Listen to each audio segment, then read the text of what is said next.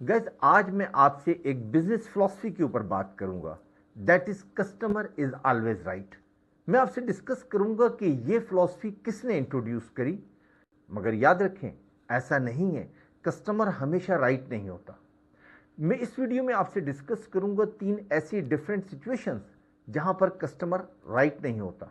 इसके बाद मैं आपको दूंगा एक ऐसा सोल्यूशन ताकि आप अपने कस्टमर को रिटेन कर सकें विद ऑल ड्यू रेस्पेक्ट। तो चलते हैं अपनी वीडियो की तरफ। Harry Gordon Selfridge is a person who introduces this business philosophy. लेकिन देखते ही देखते बाकी तमाम इंडस्ट्रीज के लोगों ने भी इसको अडॉप्ट कर लिया कि customer is always right. But remember, Harry Gordon Selfridge का जो बिजनेस था वो ड्रेसेस का था, and he introduce this business philosophy for the consumer product, not for the pharma product, but it is now more common in pharma as an excuse. Customer is not always right, लेकिन उससे ज़्यादा important ये होता है कि आपको customer को handle करना आना चाहिए कि अगर किसी डिफरेंट सिचुएशन में है तो मुझे कस्टमर को किस तरीके से हैंडल करना है। रियल वर्ल्ड के अंदर 3 ऐसी सिचुएशन हैं जहां पर कस्टमर रॉन्ग होता है, जिसमें नंबर 1 अगर हम देखें तो मिस इन्फॉर्मेशन। यानी अगर उस कस्टमर के पास कोई एक ऐसी मिस इन्फॉर्मेशन है जिस पे उसने अपनी कोई ओपिनियन ड्राइव कर लिए, तो यकीनन जो मिस इन्फॉर्मेशन के ऊपर उसने अपनी ओपिनियन ड्राइव किए वो सही नहीं होगी। स्मार्ट मैनेजर कस्टमर को विन नहीं करता, सिचुएशन को कंट्रोल करता है। अगर आप भी अपने आप को फ्यूचर में किसी मैनेजमेंट रोल के अंदर देख रहे हैं तो आपको अपना माइंडसेट चेंज करना होगा। अब मैं आपको वो 3 स्टेप फार्मूला दे रहा हूं जिससे आप अपने कस्टमर को विन कर सकते हैं। Number 1, listen without any reaction. जब आपका कस्टमर आपको किसी चीज के ऊपर कंप्लेन करता है तो आप एक्टिव लिसनिंग करें, खामोश हो जाए और बहुत गौर से उसकी बात को सुनना शुरू करें। याद रखें, कस्टमर की कंप्लेंट के अंदर ही कस्टमर की सेटिस्फेक्शन छुपी हुई होती है। अगर आप एक्टिव लिसनिंग करेंगे तो उसी में से उन चीज़ों को निकाल कर आप कस्टमर के साथ रीशेयर कर सकते हैं और अपने रिलेशनशिप को बेहतर तरीके से डेवलप कर सकते हैं। Number 2, acknowledge the customer emotion. Customer जिस इमोशनल स्टेज के ऊपर आपके साथ अपनी कंसर्न को शेयर कर रहा है, उस स्टेज के ऊपर आप अपना पॉजिटिव एटीट्यूड शो करें। आप उसको एक रेस्पेक्ट और इंपॉर्टेंस दें। आप उसकी तमाम चीज़ों को एक्नॉलेज करें, जिससे कस्टमर के अंदर एक ऐसे सेंटिमेंट्स पैदा होते हैं कि आप उसके लिए सिंसियर हैं और आपका जो भी सोल्यूशन होगा वो एक बेहतर सोल्यूशन होगा। आपका कस्टमर की बातों को एक्नॉलेज करना किसी भी प्रॉब्लम को 50% रिजॉल्व कर देता है। Step 3, clarity with fact.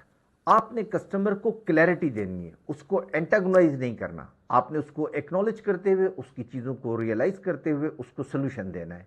मिसाल के तौर के ऊपर आप उससे कहते हैं कि सर आपकी बात बिल्कुल दुरुस्त है, मैं इसको बेहतर तरीके से अंडरस्टैंड कर रहा हूँ, लेकिन मैं चाहता हूँ कि हम एक ऐसे कॉमन पॉइंट पे पहुँचें जहाँ पे कंपनी का और आपका इंटरेस्ट जो है बेहतर तरीके से प्रोटेक्ट हो सके।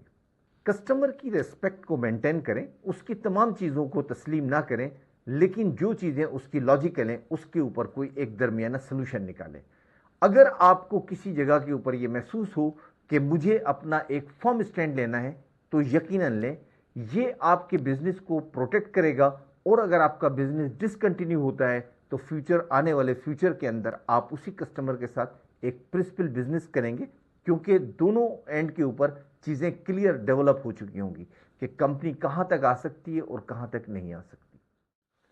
अब मैं आपको एक प्रिंसिपल बेस्ड डिसीजन जो है वो शेयर करूंगा। When I was working as a senior manager in my territory, तो मेरा एक कस्टमर था जिसके साथ हमारा एक पूरा पैक हो चुका था 1 ईयर के बिजनेस का, और उसके टर्म्स एंड कंडीशंस भी फाइनल हो चुके थे। जब उस टर्म्स एंड कंडीशन के अगेंस्ट वो कस्टमर जाना शुरू हुआ और सेल्स गिरना शुरू हुई और उसने अपने इंडिविजुअल इंटरेस्ट को प्रोटेक्ट करने की कोशिश की, तो मैंने अपने मैनेजर को उसके पास भेजा कि उससे बात करें कि वो हमारे इस टर्म्स एंड कंडीशन को क्यों ब्रीच कर रहा है। मैनेजर ने जब डॉक्टर के साथ मीटिंग करी और उसको ये रियलाइज़ करवाया कि आप according to terms and condition deviate कर रहे हैं और हमारे बिजनेस की पोजीशंस जो है वो कमज़ोर होती चली जा रही है, जिसको रेस्पॉन्ड करते हुए डॉक्टर ने कहा कि मैं आपको यही बिजनेस दे सकता हूं, अगर मैं चाहूं तो मैं इस बिजनेस को भी रोक दूं। और मुस्कुराते हुए उसने उस मैनेजर की कॉल को क्लोज कर दिया। जब ये इन्फॉर्मेशन मेरे पास मिली तो मैं उस डॉक्टर के पास गया। मुझे उसके एटीट्यूड के बारे में, उसकी बिहेवियर के बारे में, उसकी साइकोलॉजी के बारे में तमाम मालूमात हासिल थी। कि जब मैंने उसके साथ बात स्टार्ट करी तो उसने हंसते हुए और मुस्कुराते हुए बड़े ही एक मानी खेज अंदाज में मुझे कहा कि अली साहब, फिर इसका मतलब ये है कि अगर ये आपके लिए बिजनेस कम है तो हम उसको क्लोज कर लेते हैं। मैंने डॉक्टर की तरफ बड़े गौर से देखा। मैंने कहा, डॉक्टर साहब, सिर्फ एक सवाल का जवाब दें। सब आपकी नज़र में कितनी ऐसी कंपनीज हैं जिन पे आप ट्रस्ट कर सकते हैं कि वो कभी कॉन्ट्रैक्ट को ब्रीच नहीं करेंगी? जवाब में डॉक्टर ने कहा कि 5-6 कंपनीज ऐसी हैं जिन पे मैं ब्लाइंडली ट्रस्ट कर सकता हूं कि ये कभी अपने कॉन्ट्रैक्ट को ब्रीच नहीं करेंगी। मैंने कहा, डॉक्टर साहब, मेरे पास 40,000 रिप्लेसमेंट है, तो ऑप्शन मेरे पास आपके मुकाबले में ज़्यादा है। Doctor was not expecting that कि इस तरीके का कोई रिएक्शन आएगा। वो एकदम एम्बरेस हुआ और एकदम हंस के मुझसे कहने लगा, अली साहब, मैं तो आपसे मजाक कर रहा था। I replied, sir, I am also not serious, I was also joking. और इस तरीके से एक सेल्स कॉल जो है वो एंड पे चली गई, स्ट्रॉन्ग कमिटमेंट पे। एंड आई ऑब्जर्व कि उसके बाद इस डॉक्टर ने रिलीजियसली उन तमाम पैरामीटर्स को जो है वो फॉलो करना शुरू कर दिया जो हमारे कॉन्टैक्ट के थे। और हमने न सिर्फ ये कि शॉर्ट टर्म बल्कि लॉन्ग टर्म के अंदर भी एक अच्छे रिलेशनशिप को एंजॉय किया, क्योंकि हम दोनों एक दूसरे को प्रिंसिपली समझ चुके थे। So sometimes saying no and sometimes handling the worst situation in a different way gives you a long-lasting business. So again, customer is not 100% right in pharma industry because pharma industry के norms जो हैं वो different होते हैं। आपकी life के अंदर भी बहुत सारे ऐसे कस्टमर आए होंगे और डिफरेंट सिचुएशन पे यकीनन आपने उनको हैंडल किया होगा। इस तरीके की सिचुएशन बहुत ही इंटरेस्टिंग होती हैं। मैं आपसे कहूँगा कि आप ज़रूर कमेंट बॉक्स के अंदर उनको शेयर करें ताकि लोग उसको पढ़ें और उसको एंजॉय करें। अगर आज की वीडियो आपको पसंद आई है तो हमारे चैनल को लाइक और सब्सक्राइब करें। कम से कम इस वीडियो को अपने 3 से 4 कुलीग्स को ज़रूर फॉरवर्ड करें। मिलते हैं अगली वीडियो में एक नए टॉपिक के साथ।